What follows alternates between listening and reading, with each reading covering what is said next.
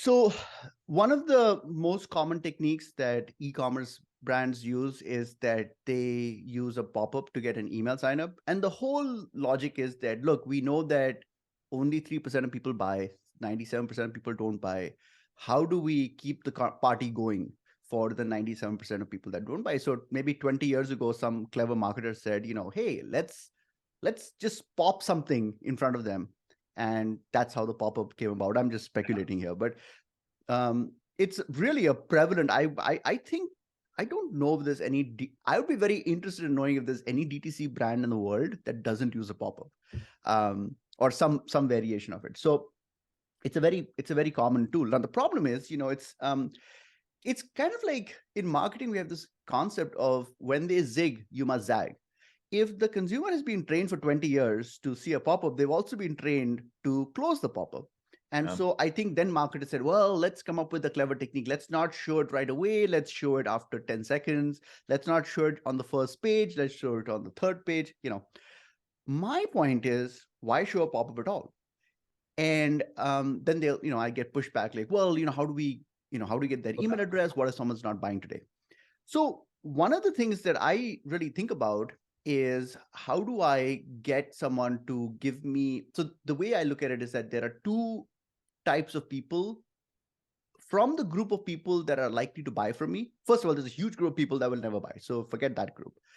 In the group of people that are going to buy from me, there are two groups of people. There are two sets. One set has the information they need to buy today.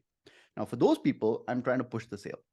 Mm-hmm. But there is another set of people that do not intend to buy today. They're very interested. They're looking to buy my product, but they just don't want to buy today.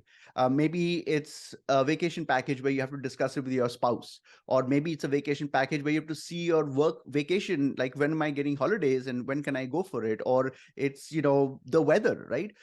No matter how much the discount is, it's irrelevant. I mean, you could spend a lot of money on discounts, but I think you have to also recognize the nature of the scenario. And so for that, what I like to do is, I like to, on the product page itself, at multiple strategic locations, I ask a question. It's a very simple question, which simply says, it's a link that says, why are you here today? Or what brings you here today? When you click on it, there are just two buttons that appear. And I have a case study for this as well, but I'm just going to describe this. The options say to buy, or says there are two buttons. One button says buy, one button says research. Now, if someone clicks on buy, I say, I say thank you, and I go disappear, and I know that this person is looking to buy today. At least that's their intention. So forget that. But if someone clicks on research, I show them a little prompt. So when they click on the research button, there's a little prompt that appears that says, we have 3 really interesting things to tell you about this product. Give us your email address and we'll email it to you. And then what I do is, in the back end, is I have a autoresponder welcome series set up with those 3 interesting details. The reason I really like this approach is that, and we set this up conditionally. So that question is actually asked at 3 locations on the product page. So if someone interacts with the first reference, then the remaining 2 references are made invisible. So we are basically maximizing the visibility, but we're using no pop-ups at all. And when we ran this experiment for a client, we actually had 6.7x more email signups than pop-ups, exit pop-ups on that page. But the point here is that what I'm doing, it's just kind of like a salesperson, right? I'm kind of, when someone walks into the store, I'm saying, hey, Lorenzo, are you looking to buy this product today? And if you say yes, then, whoa, I'm going to take you by. But if you're not looking to buy today, then I'm better off giving you a brochure or something you can take home. So instead of trying to like break it over your head and say, you must buy this vacuum cleaner, this sale is ending today, you got to buy it today. People don't like that. So why not just give Lorenzo a brochure and say, hey, here's my number, call me whenever you're ready to buy. And so that's the technique that we use. So I just wanted to share this idea. I think some people would find it quite useful. Yeah, this is like the way lead gen should work for for e-commerce, right? Not just, throwing a freaking discount and, hoping that somebody will give you the email address and one day buy, even though they're not particularly interested in at the moment.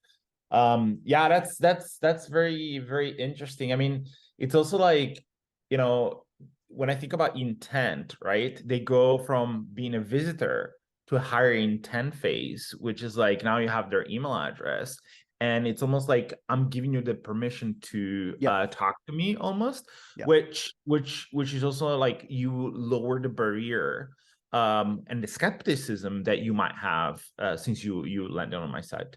So very, very clever. Please, please, please, send me the link. I'll add it to the notes, because I would love to see that in action on a case study.